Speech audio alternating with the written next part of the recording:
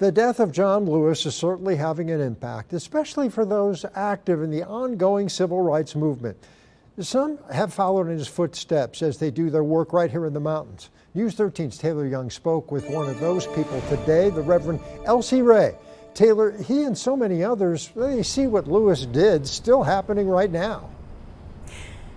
Yeah, that's right, Frank. We've seen protesters fill the streets of Asheville over the last couple of months following the death of George Floyd, demanding change and justice. It's a fight that Lewis fought for decades. Now, some are hoping his kindness and integrity are an inspiration for those still fighting for change.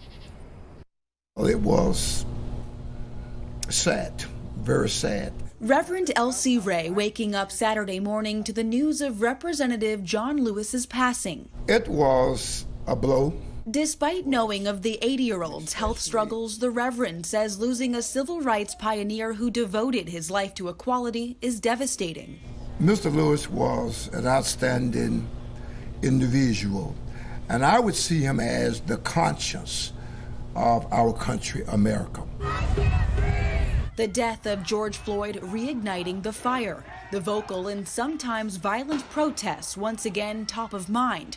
We shall over. Reverend Ray says Lewis's work over the last 6+ decades should be used as an example for millions of people fighting today for justice. All that he went through on the bridge there in Alabama, being beaten, placed in prison. But he was the type of person that, with all that, he would still show love, forgiveness, but also he would show that all of us should take after. The Reverend says change for the Black community will happen. He just wished Lewis was still alive to witness it. I feel we're going to do well because of his leadership. But I, for one, would have loved to have seen him a few more months or years to be part of the solution that I feel that will take place in our country. And religious leaders say they are planning on holding some type of ceremony in remembrance of Lewis within the next week or so. Happening today, a search for a missing swimmer at Lake James continues. The search will resume at 8 o'clock this morning. That person was reported missing around 6:22 yesterday evening near the Big Island on Lake James. Crews from multiple departments, including divers from McDowell Rescue, are assisting there. The Buncombe County Register of Deeds will be closed for the next 2 days. The facility is reporting a confirmed case of COVID-19 within the staff there.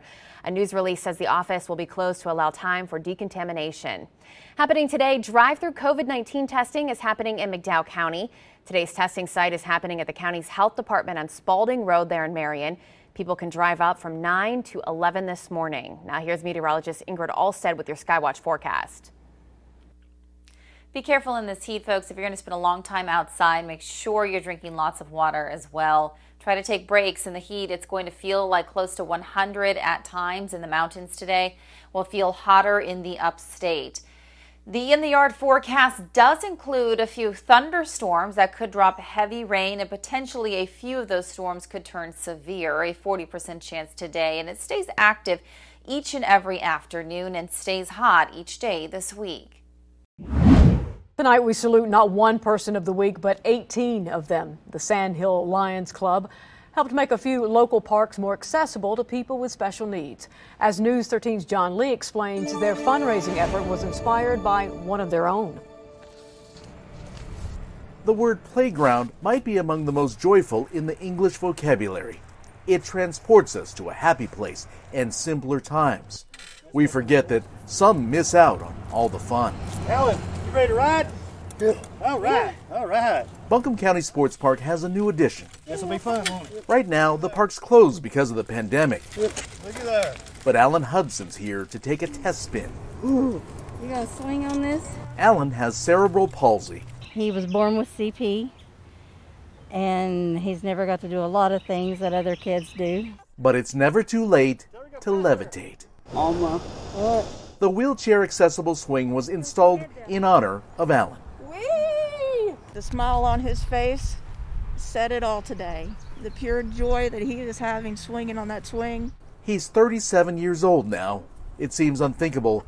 This is only his second time he's ever been on a swing. His beaming face, a sign he's making up for lost time. Is that fun? What do you think, Alan? Alan's mom, Cecilia, is president of Sand Hill Lions Club. He is a very friendly person. He's very happy. Just when you thought her son's smile couldn't get any bigger, fellow Lions raised $2,500 to give the county's Recreation Services Department 3 such swings to put in at local parks. He's a good kid, you know, and he doesn't have all the luxuries that a lot of other kids have, so we wanted to have something for him. Cecilia jokes the swing might come in handy when Alan can't sleep. Any volunteers for bringing him down here at midnight? Meanwhile, the Lions will sleep easier, knowing the playground is more inclusive. That's why we do what we do. That's why we serve. In Buncombe County, There you go. John Lee, News 13. Sweet. Again, the Buncombe County playgrounds are closed to the public during the pandemic. Along with the Buncombe Sports Park, wheelchair accessible swings were also installed at Lake Julian Park and Charles D. Owen Park. Great story.